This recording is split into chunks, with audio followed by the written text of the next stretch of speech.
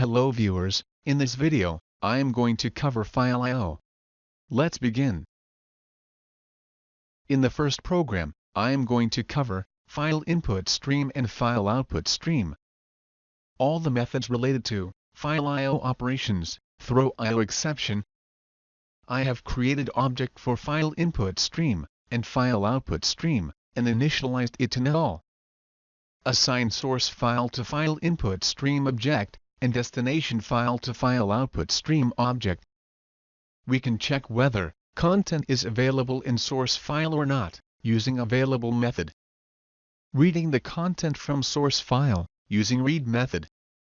Writing it to destination file, using write method. Displaying content on terminal. And we can close File Input Stream and File Output Stream object, using close method.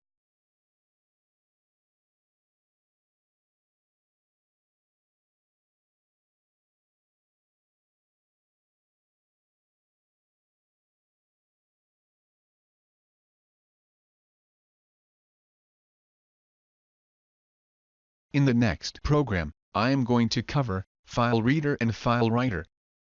I have created object for File Reader and File Writer, and initialized it to null. Assign source file to File Reader object, and destination file to File Writer object. Reading the content from source file, and checking whether content is available in source file or not at the same time, using read method, which returns integer value. Writing it to destination file, using write method. Displaying content on terminal. And we can close File Reader and File Writer object, using close method.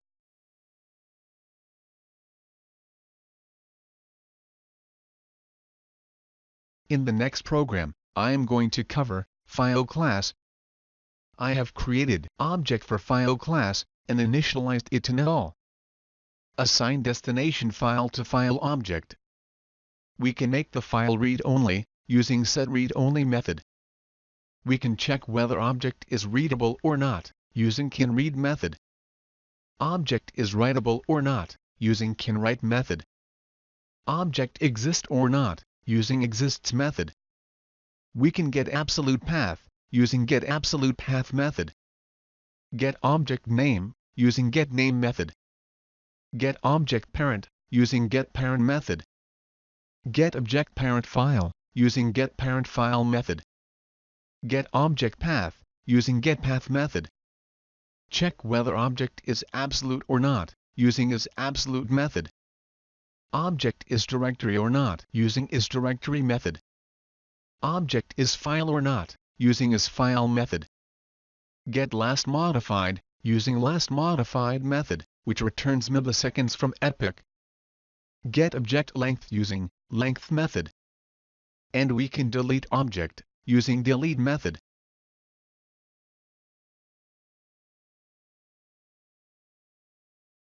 In the next program, I am going to cover directory. I have created object for file, and assigned it to directory, which needs to be created. We can create directory, using mkdir method, which doesn't create directory, if path is not available.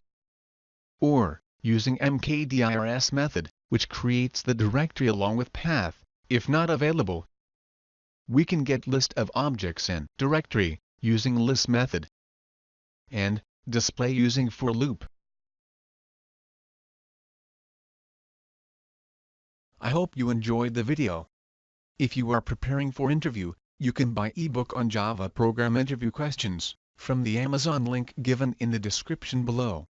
Please like this video, click on subscribe button and hit the bell icon so that you won't miss any video updates. Thanks for watching this video.